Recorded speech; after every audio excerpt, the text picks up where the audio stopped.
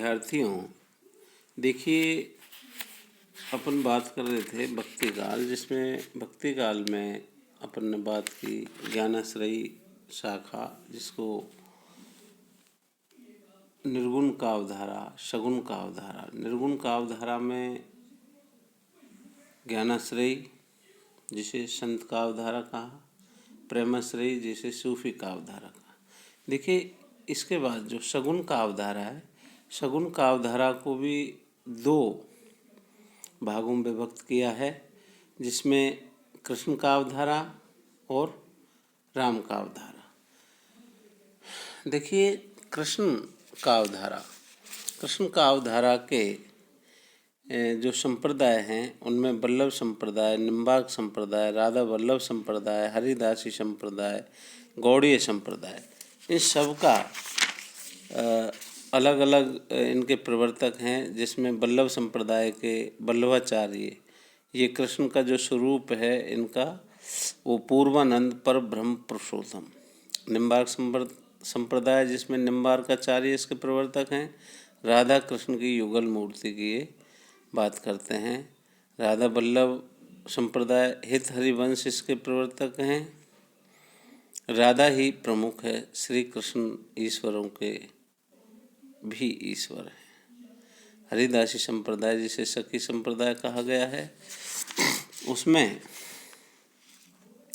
कृष्ण काव्य परंपरा।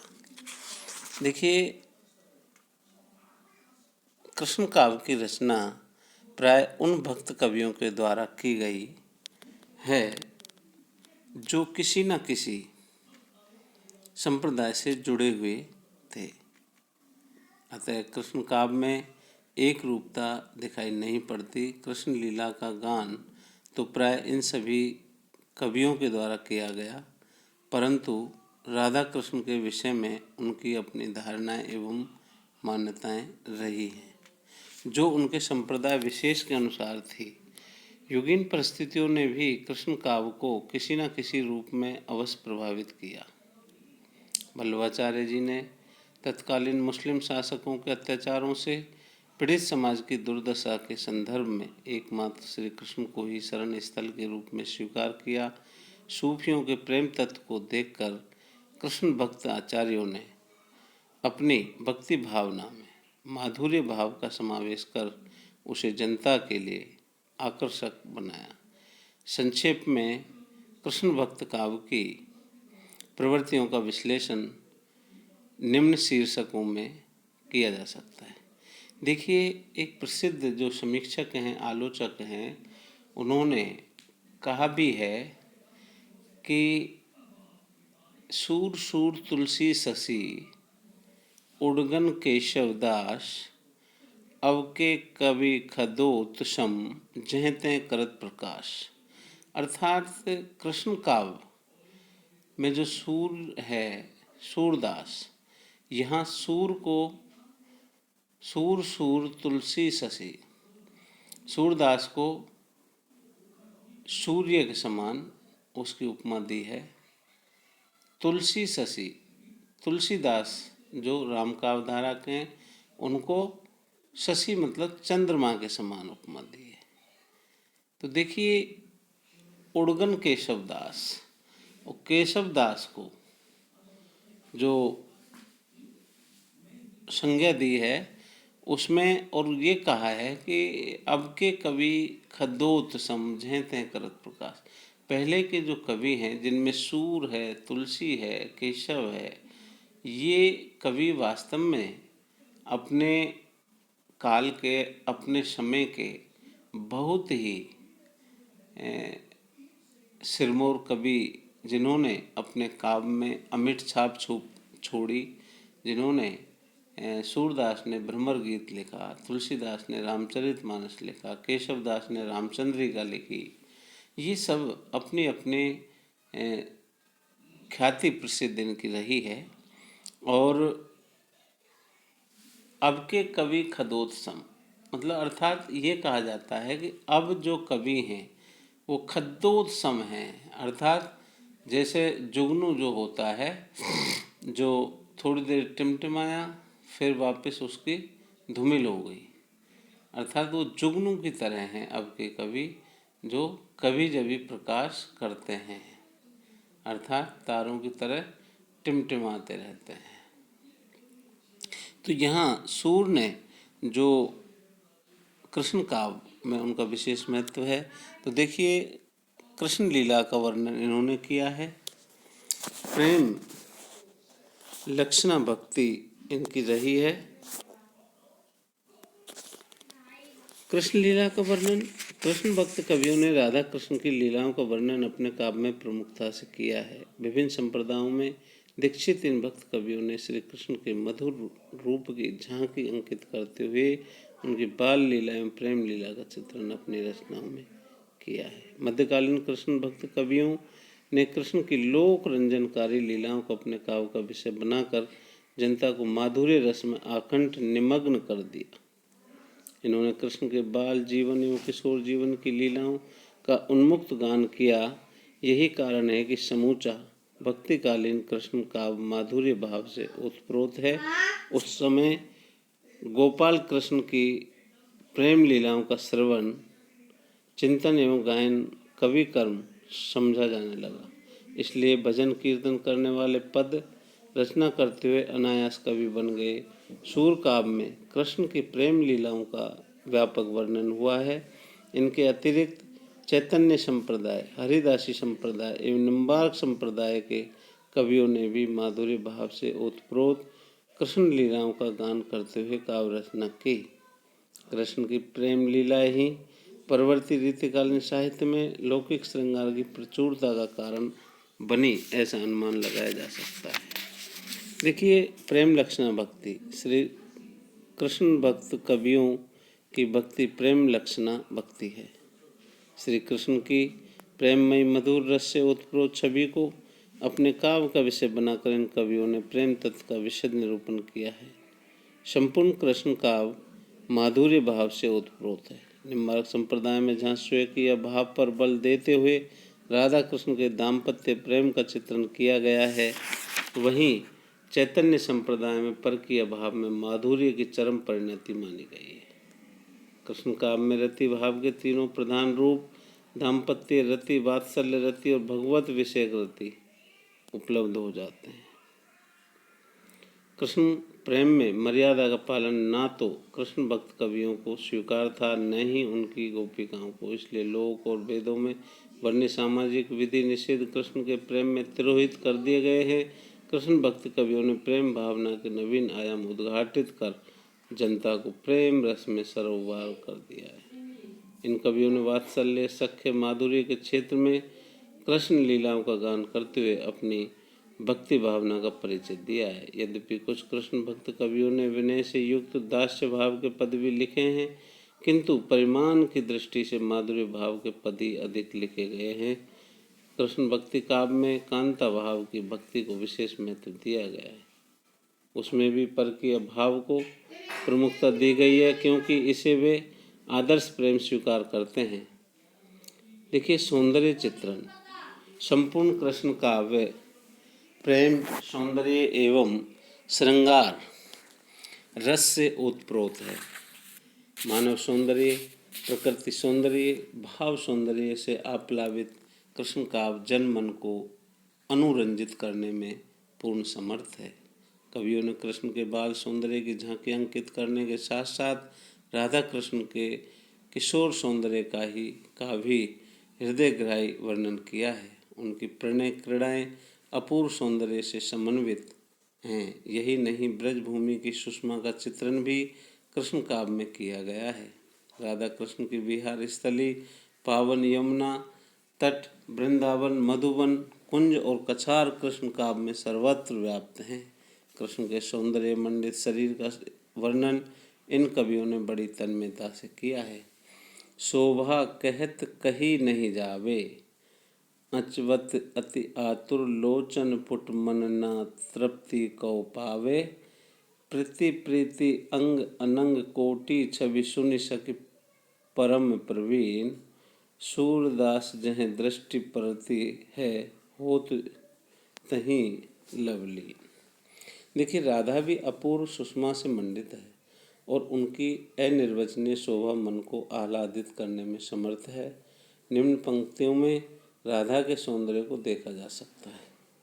काम कमान समान बहों दो चंचल नैन सरोज, अलीगंजन अंजन रेखा कई बरसत बान मनोज। प्रकृति चित्रण देखिए, कृष्ण काव्य का केंद्र है श्री कृष्ण और उनकी लीला स्थली ब्रजभूमि, जो अपने अनंत सौंदर्य के लिए प्रख्यात रही है। यही कारण है कृष्ण भक्त कवियों ने जहाँ राधा कृष्ण के सौंदर्य का चित्रण किया है, वहीं उनकी बिहार स्थली ब्रजभूमि की अनंत सुषमा का निरूपण भी अपनी रचनाओं में किया है। भाव प्रधान होने से कृष्ण काव्य में प्रकृति चित्रण उद्दीपन रूप में अधिक हुआ है, आलम्बन रूप में बहुत कम, परंतु दृश्यमान जगत का कोई भी सौंदर्य उनकी आँखों से टूटा नहीं है। डॉक्टर ब्रजेश्वर वर्मा के शब्दों में पृथ्वी, अंतरिक्ष, आकाश, जलाशय, वन प्रांत, यमुनाकूल तथा कुंज भवन की संपूर्ण शोभा इन कवियों ने प्रत्यक्ष या परोक्ष रूप में निशेष कर दी है। देखिए, भाव की पृष्ठभूमि में किया गया प्रकृति चित्रण भी अत्यंत हृदय गाय बन पड़ा है। वियोग व्यथित गोपियों को अब यमुना व्यर्थ में बहते हुए, भौरे व्यर्थ में गुंजार करते हुए तथा कमल व्यर्थ में पुष्पित होते हुए जान पड़ते हैं। पहले जो लताएं अति सुंदर लगती थी, अब मन को दग्ध करती हैं। तब ये लता लगती अति शीतल, अब भई विषम ज्वाल की पुंज। इन कवियों ने मानव प्रकृति का चित्रण करने में भी अपनी सूक्ष्म पर्यवेक्षण शक्ति का परिचय दिया है। रस योजना देखिए, कृष्ण काव्य का मूल प्रतिपाद कृष्ण की बाल लीला एवं प्रणय क्रीड़ाओं का चित्रण, अतः विषय वस्तु के अनुसार उसमें वात्सल्य एवं श्रृंगार रस की प्रधानता है। इन दोनों रसों का पूर्ण परिपाक कृष्ण भक्ति का साहित्य में हुआ है। सूरदास वात्सल्य के सम्राट कहे जाते हैं, क्योंकि उन्होंने बाल मनोभावों का ऐसा हृदयग्राही वर्णन अपने पदों में किया है, जो अन्यत्र कहीं दिखाई नहीं पड़ता। आचार्य हजारी प्रसाद द्विवेदी ने सूरदास के वात्सल्य वर्णन पर टिप्पणी करते हुए लिखा है कि बाल कृष्ण की चेष्टाओं के चित्रण में कवि कमाल की होशियारी और सूक्ष्म निरीक्षण का परिचय देता है। न उसे शब्दों की कमी होती है और न अलंकार की, न भावों की, न भाषा की। मैया मैं नहीं माखन खायो तथा मैया कवई बढ़ेगी चोटी जैसे पदों का माधुर्य सूर के वात्सल्य वर्णन की विशेषता को उजागर करता है।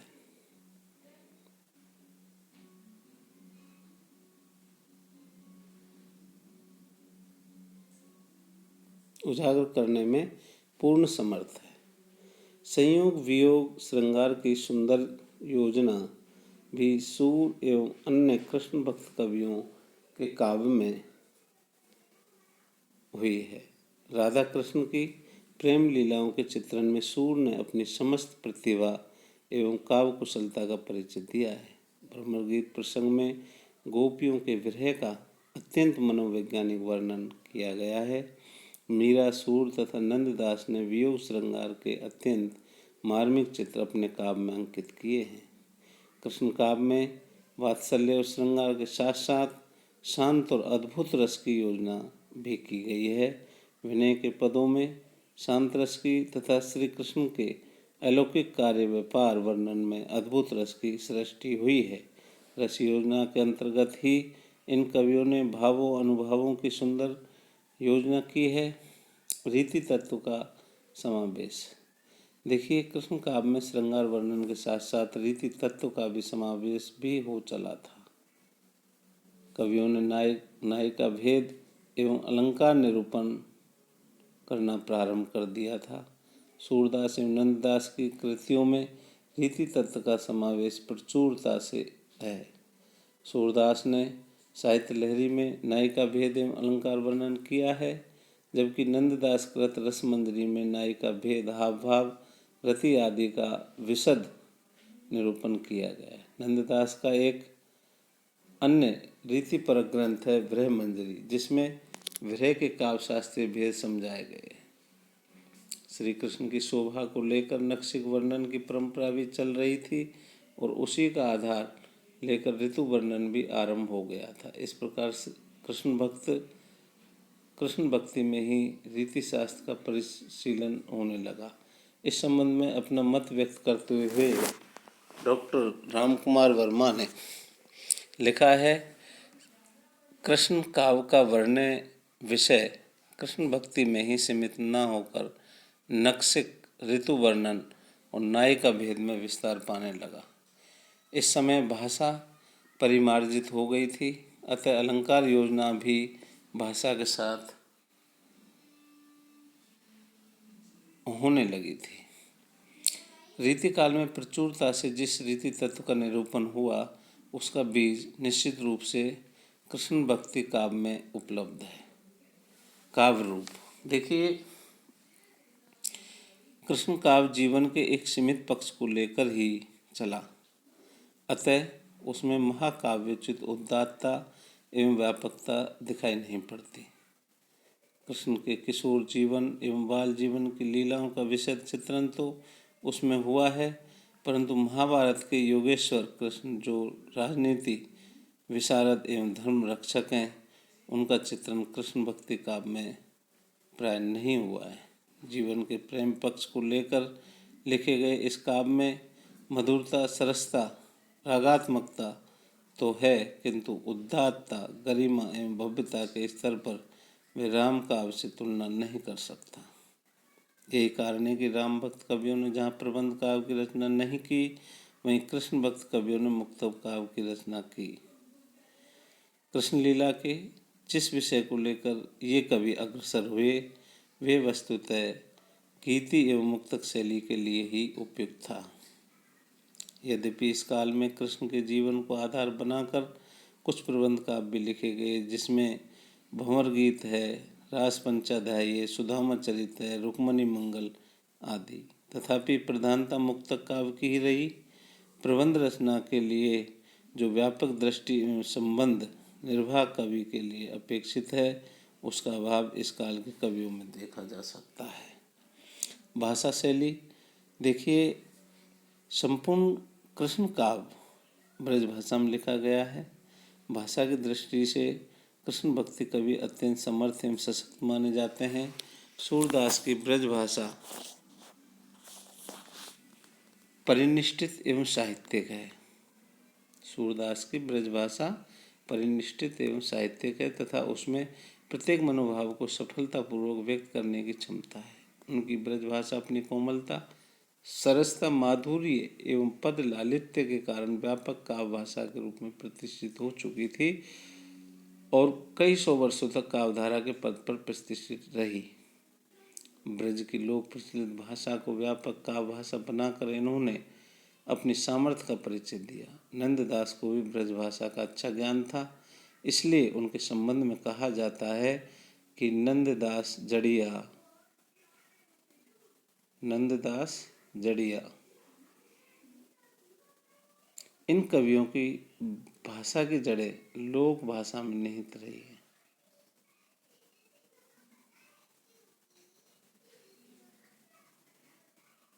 भाषा में लोक प्रचलित मुहावरे एवं सूक्तियों का भी सुंदर समावेश करते हुए उन्होंने अभिव्यक्ति को पूर्णता प्रदान की है। ब्रजभाषा की व्यापक प्रतिष्ठा हो जाने पर भी इस समय तक उसका कोई परिमार्जित व्याकरण सम्मत स्वरूप स्थिर नहीं हो पाया था। यही कारण है कवियों ने अपने मनमाने प्रयोग करते हुए शब्दों को इच्छानुसार तोड़ा मरोड़ा है तथा लिंग संबंधी गड़बड़ी कर दी। मीरा की भाषा पर राजस्थानी प्रभाव है, जबकि रसखान की भाषा शुद्ध ब्रज भाषा है। कृष्ण भक्त कवियों ने प्राय गीति शैली का प्रयोग किया है। संगीतात्मकता, भावात्मकता, व्यक्तिकता, लोक कोमलकांत, पदावली जैसे गीति तत्वों का समावेश इनकी रचनाओं में मिल जाता है। सूर आदि समर्थ कवियों के पदों में अनूठी भाव व्यंजकता, वक्रता, लाक्षणिकता के कारण शैलीगत प्रौढ़ता भी दिखाई पड़ती है। अलंकार एवं छंद सूरदास, नंददास, रसखान एवं मीरा कृष्ण भक्त कवियों में अग्रगण्य है। इनके काव्यों में अलंकारों की मनोहारी सुषमा देखी जा सकती है। उपमा, रूपक, उत्प्रेक्षा, विभावना, असंगति, प्रतीक, प्रतीप आदि अलंकारों का सौंदर्य इनके काव्यों में यत्र तत्र देखा जा सकता है। यह अलंकार निरूपण न तो चमत्कार प्रदर्शन के लिए है और न ही प्रयत्न साध्य, अपितु भाव व्यंजना के लिए आवश्यक होने पर ही अलंकारों का सहारा लिया गया है। इन कवियों का सादृश्य विधान भी अत्यंत सशक्त एवं सुंदर बन पड़ा है। कृष्ण भक्त कवियों में प्राय पद लिखे हैं। सूरदास में पदों की प्रधानता है। नंददास ने रूप मंजरी तथा रास मंजरी में दोहा चौपाई का प्रयोग किया है। रसखान ने कवित्व और सभी ये लिखे हैं। कुंडलिया, गीतिका, अरिल जैसे कुछ अन्य छंदों का प्रयोग भी इसमें हुआ है। देखिए, कृष्ण काव्य का जो महत्व है इस पे अपन थोड़ी चर्चा करते हैं कि कृष्ण भक्ति साहित्य आनंद और उल्लास का साहित्य है। इस साहित्य ने जीवन में व्याप्त जड़ता को भंग कर उसे गतिशील बनाया और उद्देश्यहीनता को दूर कर उसे लक्ष्य की ओर अग्रसर किया। जीवन की नीरसता को समाप्त कर उसे सुषमा सौंदर्य की ओर अग्रसर करने में कृष्ण काव्य की महती भूमिका रही है। कृष्ण भक्ति साहित्य ने सैकड़ों वर्षों तक भक्तजनों को मुग्ध बनाए रखा है। प्रवृत्ति काव्य को विषय एवं शैली की दृष्टि से कृष्ण काव्य ने पर्याप्त प्रभावित किया है। रीतिकालीन काव्य में उपलब्ध रीति निरूपण के बीज भी हमें कृष्ण भक्त कवियों द्वारा रचित रीति ग्रंथों में मिल जाते हैं। ब्रज भाषा को व्यापक काव्य भाषा के रूप में प्रतिष्ठित करने का श्रेय भी इन्हीं कवियों को है। प्रवृत्ति गीति काव्य को भी कृष्ण काव्य से प्रोत्साहित प्राप्त हुआ है। कृष्ण भक्त कवियों ने लोक रंजनकारी कृष्ण की मधुर लीलाओं से निराशा से मुरझाए चेहरों का प्रफुल्लता का संचार करने में सफलता प्राप्त की है। यही उनका सबसे बड़ा योगदान है।